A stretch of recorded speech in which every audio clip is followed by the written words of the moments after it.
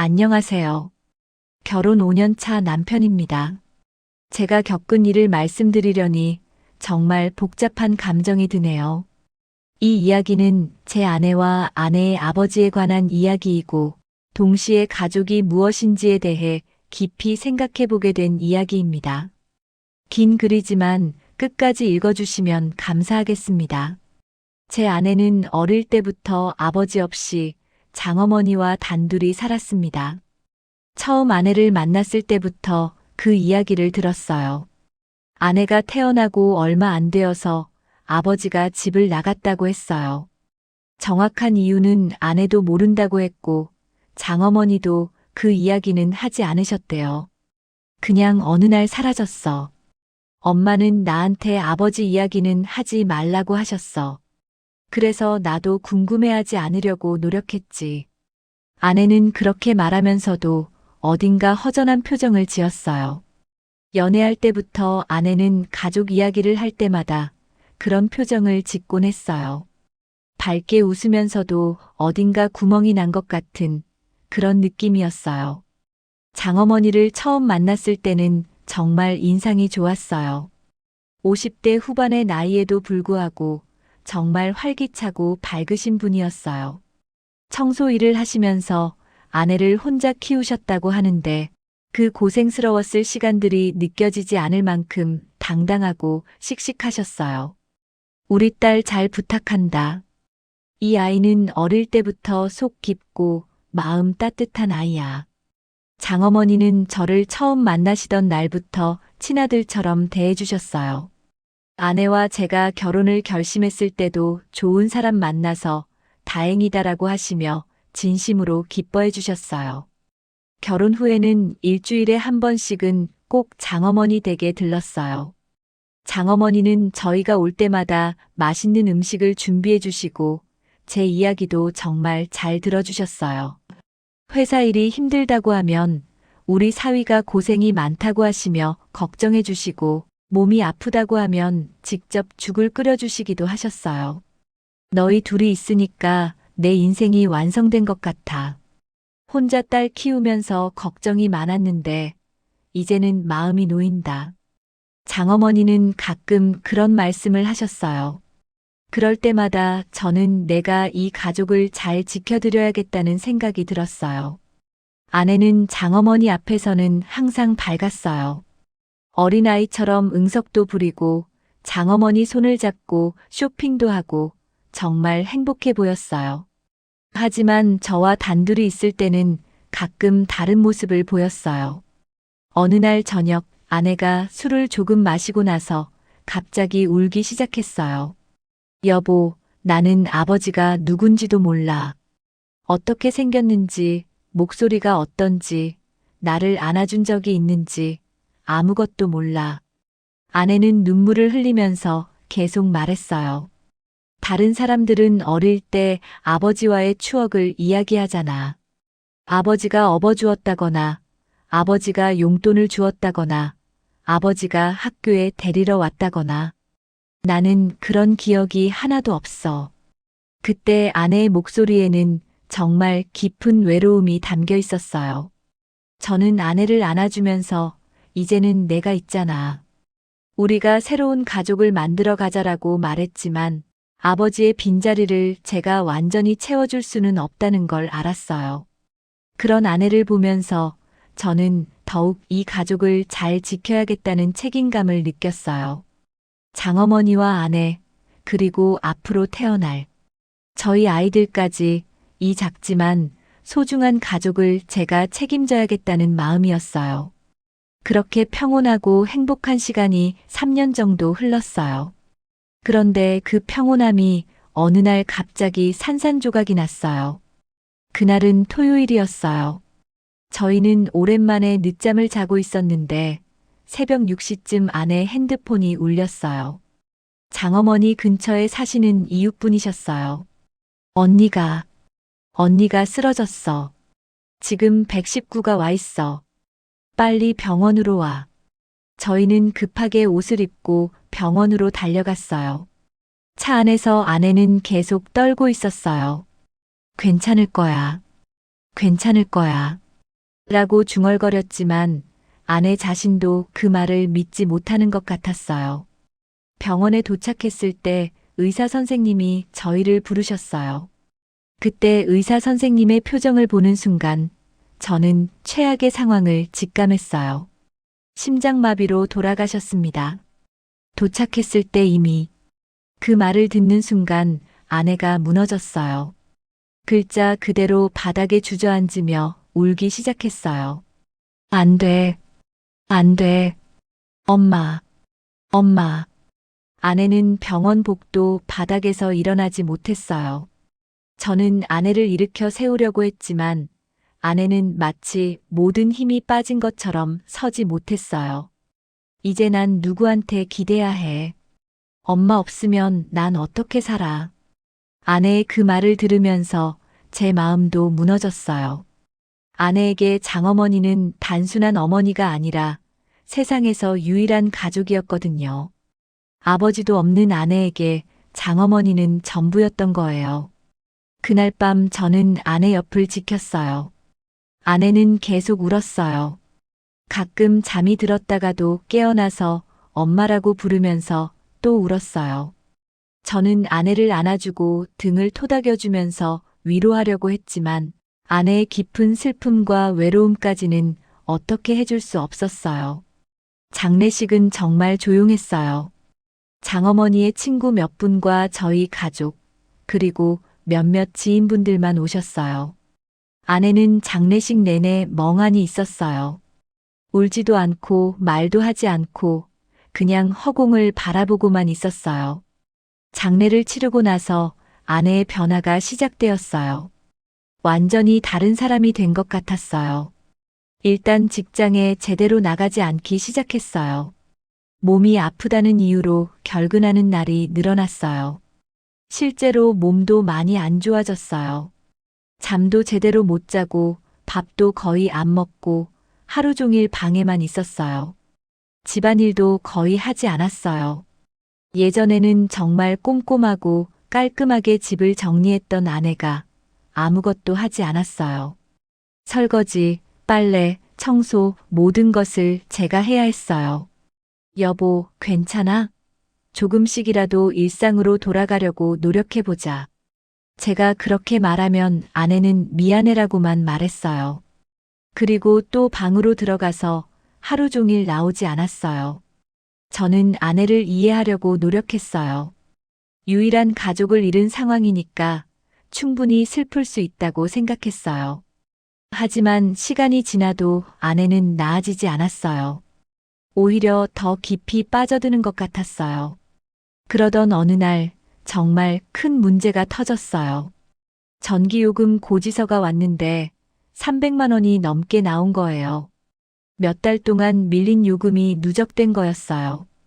아내가 장어머니가 돌아가신 후로 모든 관리를 제대로 하지 못하고 있었거든요. 공과금, 각종 청구서, 관리비 등등 모든 게 밀려 있었어요. 여보, 이거 봐. 전기요금이 이렇게 많이 나왔어. 어떻게 할까? 아내는 그 고지서를 보더니 또 울기 시작했어요. 나는 정말 쓸모없는 사람이야. 엄마도 잃고 이런 것도 제대로 못 챙기고 나는 아무것도 할 줄 아는 게 없어. 아내는 자기 자신을 심하게 자책했어요. 저는 아내를 달래려고 했지만 아내의 자책은 더 심해졌어요. 당신도 나 때문에 힘들잖아. 내가 이렇게 폐인처럼 살고 있으니까. 그때부터 저는 정말 모든 걸 혼자 해야 했어요. 회사 일은 물론이고 집안일, 각종 관리, 그리고 아내 돌보기까지 모든 걸 제가 감당해야 했어요. 솔직히 말하면 정말 힘들었어요. 회사에서 야근하고 집에 와서도 해야 할 일이 산더미였어요.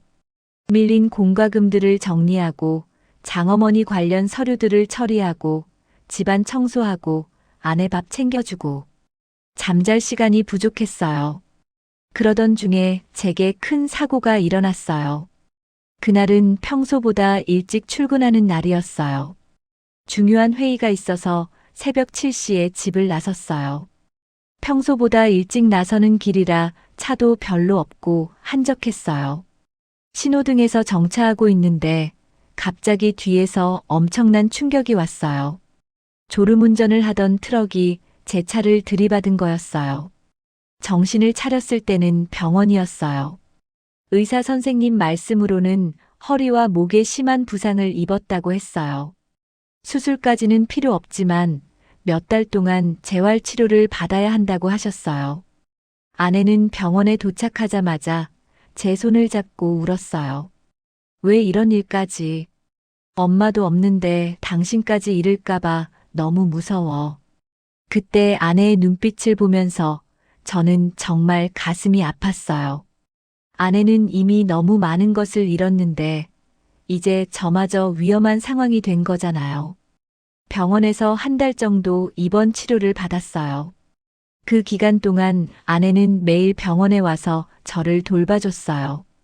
예전에 밝은 모습은 아니었지만 그래도 저를 위해 노력하는 모습을 보여줬어요. 하지만 현실적인 문제들이 계속 쌓였어요.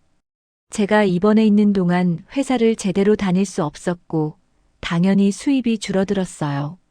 반면에 병원비, 약가, 재활치료비 등 지출은 폭증했어요. 퇴원 후에도 저는 몇 달 동안 정상적으로 일하기 어려웠어요. 허리와 목 통증 때문에 오래 앉아 있을 수도 없었고 무거운 것을 들 수도 없었어요. 회사에서도 배려해주긴 했지만 업무량을 줄일 수밖에 없었고 그만큼 수입도 줄었어요. 집안 경제 상황이 정말 악화되었어요. 장어머니 장례 비용, 밀린 공과금들, 제 치료비까지 합쳐지니까 빚이 눈덩이처럼 불어났어요. 아내는 그런 상황에 더욱 자책했어요. 내가 제대로 벌지도 못하고 당신은 다쳤는데 우리가 어떻게 살아야 하지? 저희 부부는 서로 사랑했지만 현실적인 문제들 때문에 점점 지쳐갔어요. 사랑만으로는 해결할 수 없는 문제들이 너무 많았어요. 그런 어려운 시기가 6개월 정도 계속됐을 때 정말 뜻밖한 일이 일어났어요. 그날은 평범한 화요일이었어요. 택배 기사님이 아내 이름으로 된 커다란 상자를 가져오셨어요.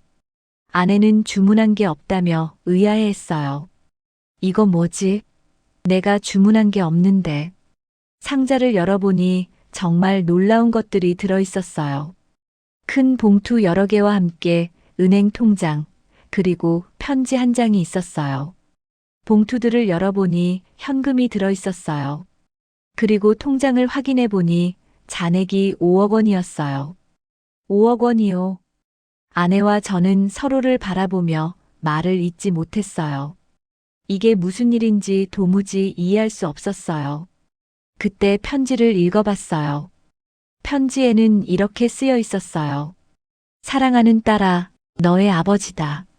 평생 나쁜 아버지로 살았지만 이제 마지막으로 도움이 되고 싶다. 늦었지만 이것으로나마 너의 삶이 조금이라도 편해졌으면 한다. 미안하다. 편지는 거기서 끝이었어요. 연락처도 없고 주소도 없었어요. 아내는 그 편지를 읽고 나서 완전히 얼어버렸어요. 한참 동안 아무 말도 하지 않더니 갑자기 화를 내기 시작했어요. 뭐야 이게? 30년 동안 연락 한 번 없던 사람이 갑자기 돈을 보낸다고? 아내는 편지를 구겨서 던졌어요. 돈으로 모든 게 해결된다고 생각하는 거야? 내가 돈이 필요한 게 아니라 아버지가 필요했던 건데. 아내의 반응을 보면서 저는 이해할 수 있었어요. 아내에게는 돈보다 아버지의 존재 자체가 중요했던 거죠. 30년 동안 궁금해했던 아버지가 갑자기 돈만 보내고 나타나지 않으니까 오히려 더 상처가 된 거예요. 평생 나를 버려두고 살더니 이제 와서 죄책감으로 돈을 던져주는 거야? 아내는 며칠 동안 그 돈을 만지려고 하지 않았어요. 마치 더러운 것처럼 피했어요. 하지만 저는 달랐어요. 물론 아내 마음도 이해했지만 현실적으로 저희에게는 정말 필요한 돈이었어요. 빚도 갚아야 하고 제 치료비도 계속 필요했고 당장 생활비도 부족한 상황이었거든요. 여보, 아버지가 왜 이제 나타났는지는 모르겠지만, 일단 이 돈으로 빚부터 정리하자. 그리고 아버지를 찾아보자. 하지만 아내는 계속 거부했어요. 싫어.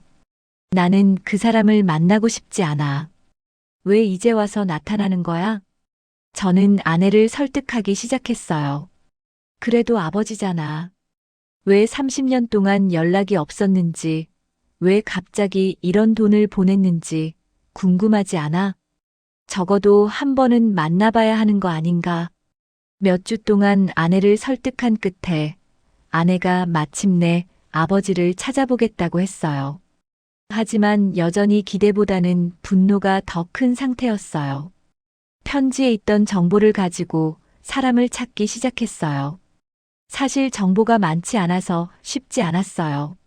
하지만 다행히 며칠 후에 아버지를 찾을 수 있었어요. 아버지는 시 외곽의 허름한 고시원에서 살고 계셨어요. 처음 그 주소를 확인했을 때 저희는 충격받았어요.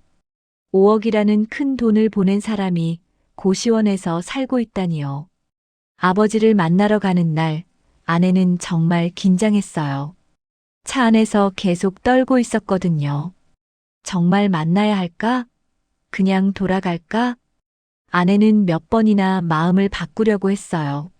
하지만 저는 꼭 만나야 한다고 생각했어요. 고시원에 도착해서 아버지 방문을 두드렸을 때 문이 열리는 순간 저희는 말을 잃었어요. 아버지는 정말 많이 야위어 있으셨어요. 60대 후반의 나이지만 80대처럼 보이셨어요. 얼굴은 창백했고 몸도 많이 마르셨어요. 너희가. 아버지도 아내를 보시더니 말을 잇지 못하셨어요. 그리고 갑자기 눈물을 흘리기 시작하셨어요. 아내는 처음에는 아무 말도 하지 않고 아버지를 바라보기만 했어요. 30년 만에 만나는 아버지의 모습이 충격적이었나 봐요. 왜 이제 와서 나타났어요? 아내가 간신히 입을 열었을 때 목소리가 떨리고 있었어요. 아버지는 한참 동안 울기만 하시더니 이렇게 말씀하셨어요. 미안하다. 정말 미안하다. 미안하다는 말밖에 할 말이 없다. 그때 저희는 아버지의 상황을 알게 되었어요. 아버지는 암 3기 말기 환자셨어요. 시한부 인생이라고 하셨어요. 6개월 전에 진단받았어. 의사 말로는 길어야 1년이라고 하더라. 아버지는 혼자서 항암 치료도 제대로 받지 못하고 계셨어요. 경제적으로도 어려우시고 무엇보다 혼자라서 치료받기가 힘드셨던 거예요. 그래서 마지막으로 너한테 뭔가 해주고 싶었어. 평생 나쁜 아버지로 살았으니까 마지막만이라도. 아버지의 말을 듣고 아내는 더욱 복잡한 감정을 느꼈어요. 화가 나면서도 동시에 안타까운 마음도 들었던 거예요. 왜 30년 동안 연락도 안 했어요? 왜 나를 혼자 두고 갔어요? 아내는 그동안 궁금했던 걸 물어봤어요. 아버지는 한참 후에 대답하셨어요. 내가 너무 어렸어. 책임감도 없었고 가정을 꾸릴 준비가 안 되어 있었어. 너 엄마랑 싸우기만 하고 술만 마시고 그런 내가 있으면 너랑 너 엄마가 더 힘들 것 같았어. 그래도 연락은 할 수 있었잖아요. 편지라도 전화라도. 연락하고 싶었어. 정말 많이 생각했어. 하지만 용기가 없었어. 그리고 시간이 지날수록 더 연락하기 어려워졌어.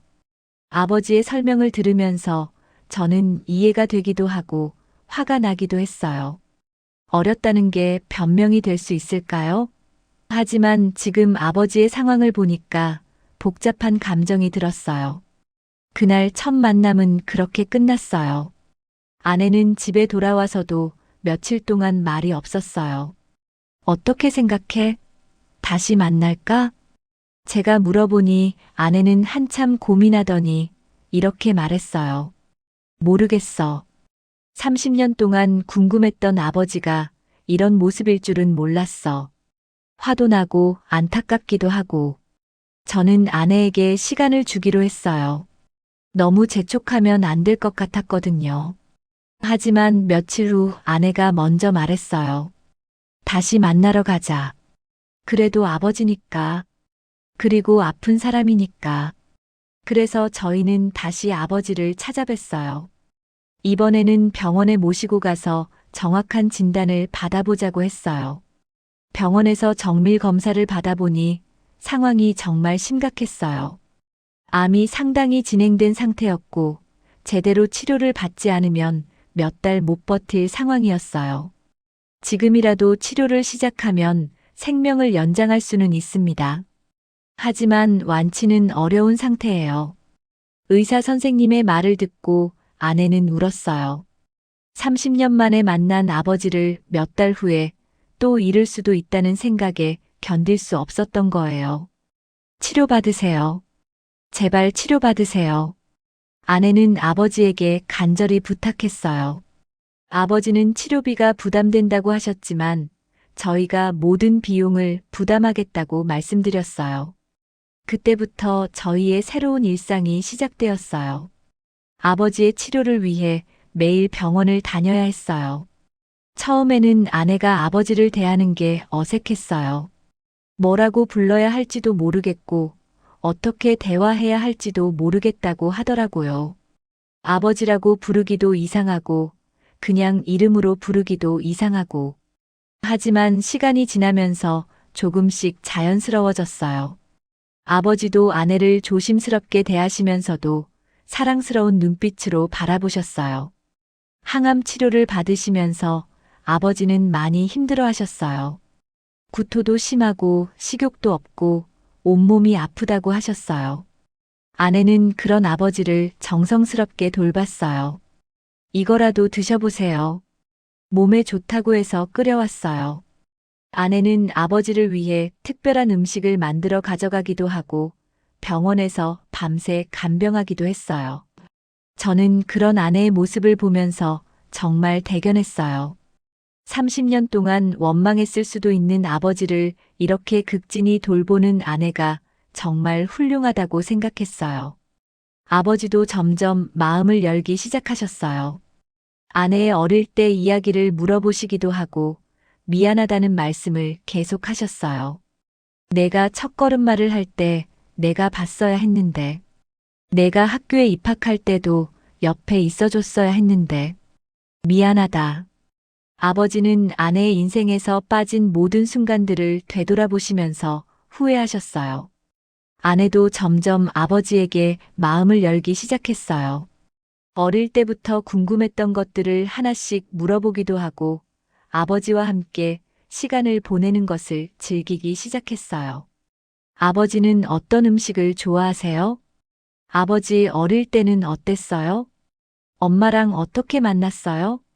그런 질문들을 통해서 아내는 30년 동안 몰랐던 아버지에 대해서 조금씩 알아가기 시작했어요. 저도 아버지와 가까워졌어요. 병원에서 함께 시간을 보내면서 이런저런 이야기를 나눴어요. 아버지는 저에게 정말 고맙다고 하셨어요. 사위야, 고맙다. 우리 딸 잘 돌봐줘서 고맙고, 나까지 챙겨줘서 고맙다. 저희가 가족이잖아요. 당연한 일이에요. 그렇게 말씀드리면서도 저는 아버지가 정말 외로우셨을 거라는 생각이 들었어요. 30년 동안 혼자 살면서 얼마나 딸이 그리우셨을까요? 아버지의 상태는 치료를 받으면서 조금씩 나아졌어요. 완치는 어렵다고 했지만 그래도 일상생활은 할 수 있을 정도로 회복되셨어요. 퇴원 후에는 저희 집 근처로 이사를 오셨어요. 매일 만날 수는 없지만 그래도 자주 왕래할 수 있도록 말이에요. 그때부터 저희는 진짜 가족처럼 지냈어요.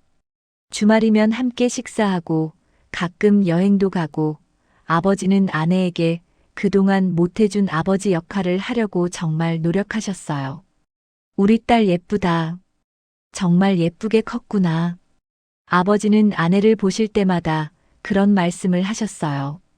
30년 만에 만난 딸이 얼마나 소중하셨을까요? 아내도 점점 밝아졌어요.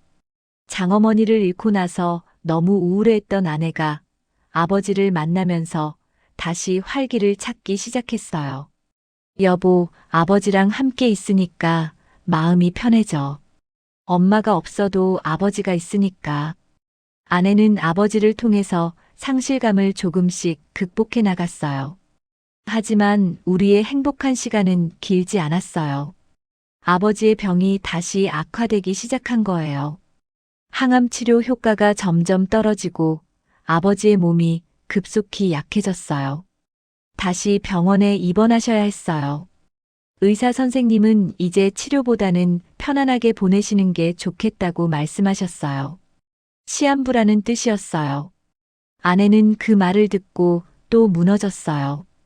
겨우 만난 아버지를 이렇게 빨리 잃어야 한다는 게 받아들여지지 않았던 거예요. 안 돼요. 이제 겨우 아버지랑 가족이 됐는데. 아내는 의사 선생님에게 다른 치료 방법은 없는지 계속 물어봤지만 돌아오는 답은 같았어요. 그때부터 저희는 아버지와 함께 할 수 있는 마지막 시간을 소중히 보내기 시작했어요. 아버지는 의식이 있을 때면 아내와 계속 대화하려고 하셨어요. 그동안 못해준 이야기들을 다 해주고 싶어 하셨어요. 너 어릴 때 정말 예쁘게 웃더라. 엄마가 사진 보여줄 때마다 가슴이 아팠어.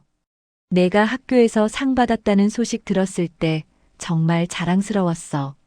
아버지는 아내에 대해서 계속 관심을 가지고 계셨다는 걸 알려주셨어요.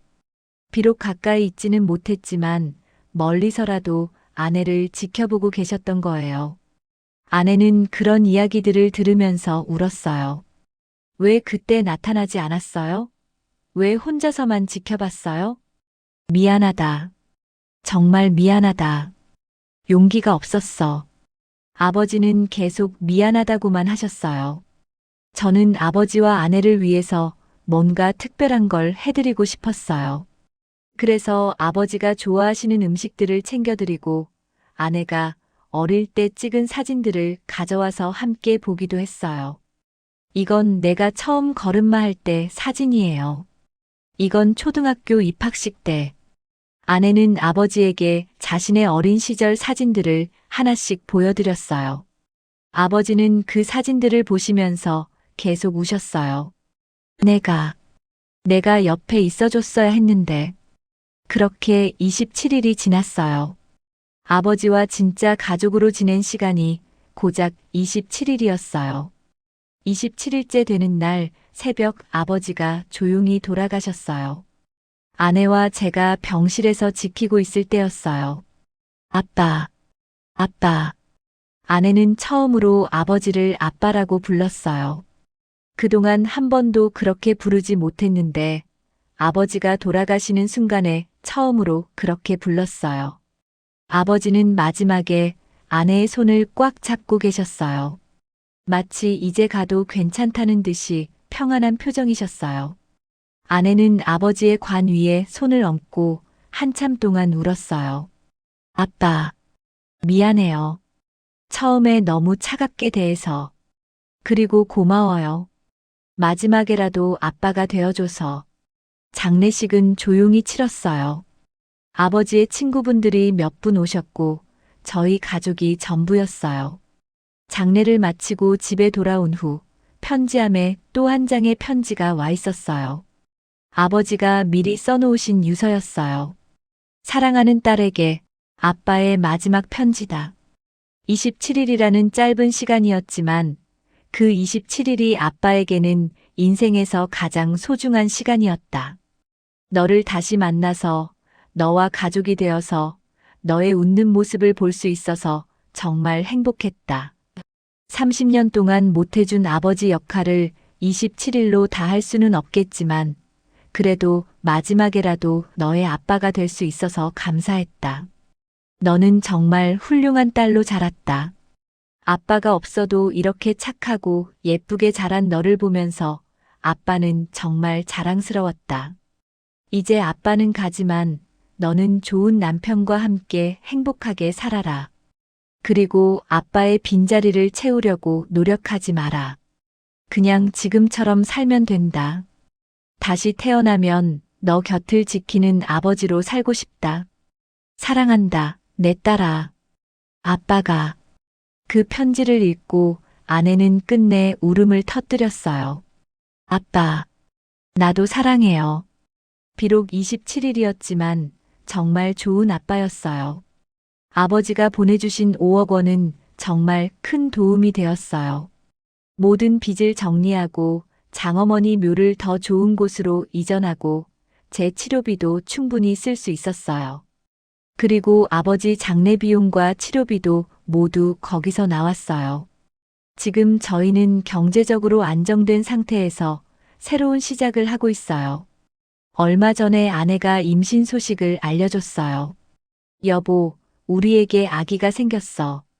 아내는 정말 행복해했어요. 장어머니와 아버지를 모두 잃었지만 이제 새로운 생명을 맞이하게 된 거예요. 우리 아기에게 할아버지, 할머니 이야기 많이 해줘야겠어. 비록 만나지는 못하지만 너희들을 얼마나 사랑했는지 꼭 알려줄 거야. 아내는 가끔 이런 말을 해요. 내 인생에서 아빠가 있어준 시간은 27일 뿐이었지만 그 27일이 없던 30년을 채웠어. 정말 그런 것 같아요. 27일이라는 짧은 시간이었지만 아버지는 아내에게 정말 소중한 선물을 주셨어요. 돈도 물론 도움이 되었지만 그보다 더 큰 건 아버지의 사랑이었어요. 아내는 이제 아버지에 대한 원망이나 궁금증이 없어졌어요.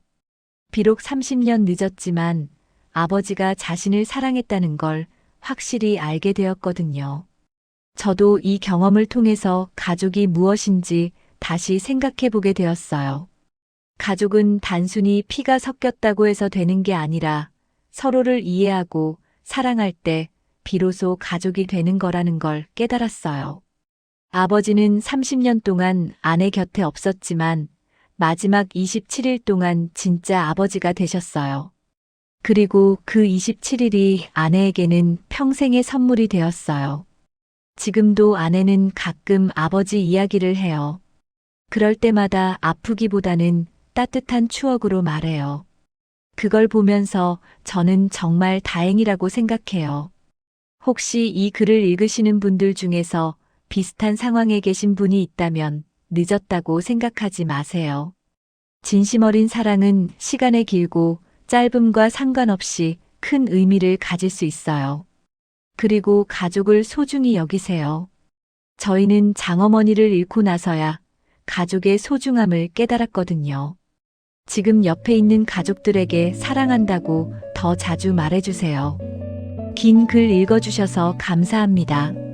저희 가족 이야기가 누군가에게는 위로가, 누군가에게는 깨달음이 되었으면 좋겠습니다.